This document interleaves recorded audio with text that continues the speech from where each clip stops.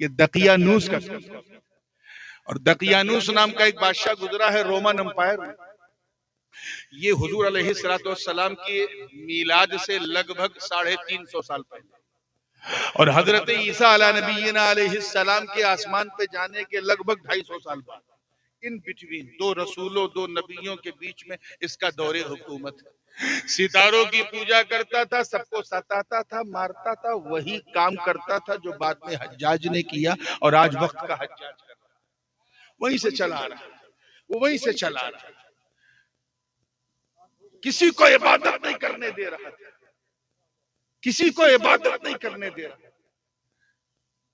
کچھ اللہ والے، واقعہ بہت مشہور ہے، پورا قرآن کی کئی آیات اس واقعے پر، اللہ جانے 4 تھے کہ 5 تھے کہ 6 تھے کہ 7 تھے، جتنے بھی تھے۔ سَيَقُولُونَ ثَلَاثَةٌ رَابِعُهُمْ كَلْبُهُمْ وَيَقُولُونَ خَمْسَةٌ سَادِسُهُمْ كَلْبُهُمْ رَجْمًا بِالْغَيْبِ وَيَقُولُونَ سَبْعَةٌ وَثَامِنُهُمْ كَلْبُهُمْ، تو اللہ ہی جانے، قُلْ رَبِّي، اللہ ہی جانے، تو اس لیے میں بھی اس کو مود نہیں کر رہا ہوں، 6 تھے کہ 7 تھے کہ 8 تھے، لیکن بیزار تھے اس بادشاہ۔ کیا تھے؟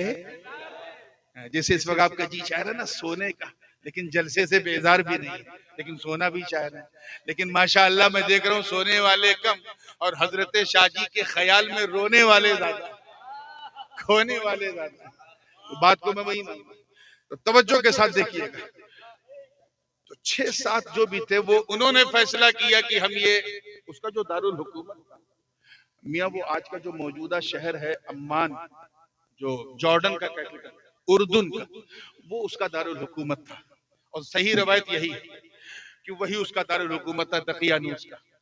تو اس زمانے میں وہ 6-7 لوگ انہوں نے فیصلہ کر لیا کہ یہ ریاست ہی چھوڑ کے جاتے ہیں کہیں اسی جگہ کسی پہاڑ کی گفا میں جہاں بس ہم اللہ کو یاد کر سکیں۔ وہ چل پڑے، تھوڑا دور آگے بڑھے تھے کہ یہ کتا ان کے پیچھے لگ گیا۔ دیکھیے کون لگ گیا؟ کتا۔ تھوڑی دیر تک تو انہوں نے نوٹس نہیں کیا، بعد میں نوٹس کیا تو اسے روکا کہ جا تک تک۔ وہ کتا پوچھ ہلاتا تھا، زبان باہر کرتا تھا، وفاداری کی مثال پیش کرتا تھا، پھر پیچھے پیچھے چلتے، پھر وہ روکتے تھے، پھر پوچھ ہلاتا تھا، پھر جب چلنے لگتے تھے پھر پیچھے پیچھے چلتے چلتے رقیم نام کے گاؤں میں پہنچے۔ ان اصحاب الکہف والرقیم کانوا من آیاتنا عجبا، رقیم نام کے گاؤں، بڑی تیزی سے بیان کرتا ہوں۔ وہاں جب پہنچے تو ان کے جو ہیڈ تھے، ان 5-6 جو حضرات تھے، مکسلمینا ان کا نام تھا غالباً، وہ آگے بڑھے اور انہوں نے اس کتے سے کہا دیکھ تو بھوکے گا اور تیری آواز سن کے خبر دقیانوس تک جائے گی، اور اس کے سپاہی ہمیں پکڑ کے وہاں لے جائیں گے، اس لیے بابا چھوڑ دے۔ اتنا سننا تھا وہ کتا ہی started to cry، رونے لگا، اور اس نے دونوں ہاتھوں کو آگے رب کی بارگاہ میں اٹھا کے عرض کیا بارے الہ مجھے انسانی نطق دے دے، انسانی زبان دے دے، تاکہ میں تیرے نیک بندوں سے بات کر کے اپنا حال زار تو بیان کر سکوں۔ اتنا کہنا تھا، ذرا اللہ والوں کے پیچھے پیچھے چلنے کی برکت دیکھ، اللہ نے اس بے زبان کتے کو زبان دے دی، اور وہ کتا بولتا ہے اے نور والو، اے اللہ والو، میں یوں ہی آپ کے پیچھے نہیں چل رہا، میں نے دیکھا کہ جب آپ چل رہے تھے تو ایک نور آپ لوگوں کے جلووں کا طواف کر رہا تھا، میں سمجھ گیا یہ کوئی معمولی جماعت نہیں ہے، جس طرح آپ راجہ سے پریشان میں بھی راجہ سے پریشان، خدا کے لیے مجھے باہر مت بھیجو، میں بھوکتا ضرور ہوں مگر اپنوں پہ نہیں غیروں پر بھوکتا ہوں، میں کچھ نہیں کروں گا، بس اپنا ساتھ نہ چھوڑو، اپنا ساتھ نہ چھوڑو۔ آگے وہ کتا کہتا ہے جس کا نام قطمیر تھا، کہتا ہے واللہ انی احب الصالحین، قسم خدا کی میں اللہ والوں سے بڑی سچی محبت کرتا ہوں۔ اتنا کہنا تھا، ان بزرگوں نے کہا چلو میرے پیچھے پیچھے۔ پہاڑ آیا کہف کا، چڑھتے چڑھتے چڑھتے چڑھتے جب گفا کے قریب پہنچے، وہ سب کے سب گفا میں داخل ہوئے، کتے کو اپنی حد پتہ تھی، وہ گفا میں نہیں داخل ہوا، دہانے پہ بیٹھ گیا۔ اس کا بیٹھنا کیونکہ قرب اولیاء میں تھا. بیٹھنا کہاں تھا؟ قرب اولیاء میں تھا. اس قربت و نسبت نے اس کتے کی بیٹھک کو بھی اللہ کے مقدس کلام کا عنوان بنا دیا. چنانچہ فرمایا کلبہم باسط ذراعیہ بالوصید کہ وہ کتا اپنی باہیں پھیلائے سکون سے بیٹھا ہوا لیٹا ہوا تھا. اندر وہ گئے، سو گئے، نیند آ گئی. کیا ہو گئی؟ ادھر پیچھے چلنے کی برکت دیکھ ان کے کتے کو بھی نیند آ گئی. 10 سال نہیں، 20 سال نہیں، 30 سال نہیں، 100 سال نہیں، 300 سنین وازدادوا 9. 309 سال تک. کتنے زور سے بولو؟ 309 سال تک ڈیپلی وہ سوتے رہے. ذرا پیچھے چلنے کی برکت دیکھ، ان کا کتا بھی 309 سال تک سوتا ہے. وَنُقَلِّبُهُمْ ذَاتَ الْيَمِينِ وَذَاتَ الشِّمَالِ. ہر 6 مہینے پہ وہ دائیں سے بائیں بائیں سے دائیں کروٹ لیتے تھے. ان کا کتا بھی ہر 6 مہینے پہ دائیں سے بائیں بائیں سے دائیں کروٹ لیتا تھا.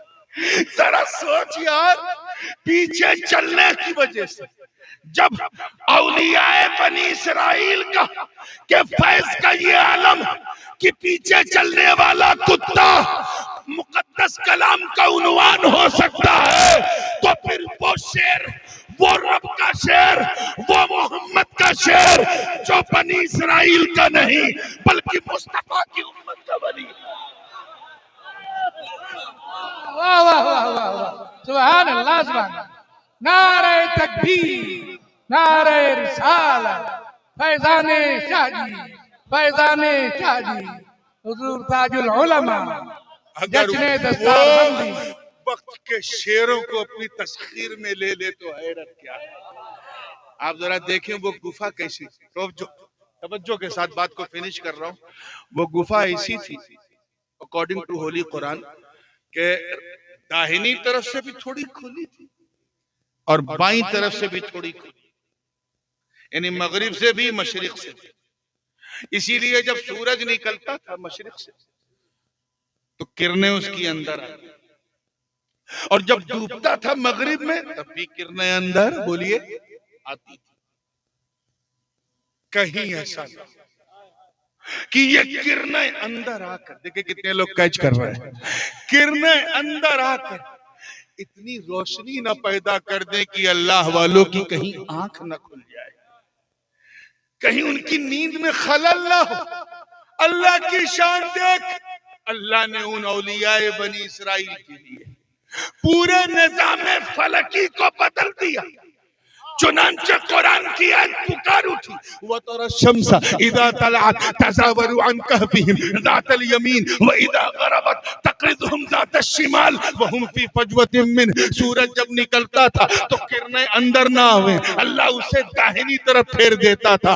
جب ڈوبتا تھا تو کرنیں اندر نہ آویں، اللہ اسے بائیں طرف پھیر دیتا تھا. ارے اے خانقاہ شعریہ کے شعر سنیو، ذرا مجھے بتاؤ، جب حضرت عیسیٰ کی امت کی اولیاء کی یہ شان ہے کہ ان کی نیند نہ خراب ہو، اللہ دائیں بائیں سورج کر دیتا ہے، تو پھر اگر اپنے نبی کے علی کے لیے مقام صحبہ میں ڈوبا سورج پلٹا دے تو حیرت. نعرہ تکبیر، نعرہ رسالت، فیضان شاہ جی.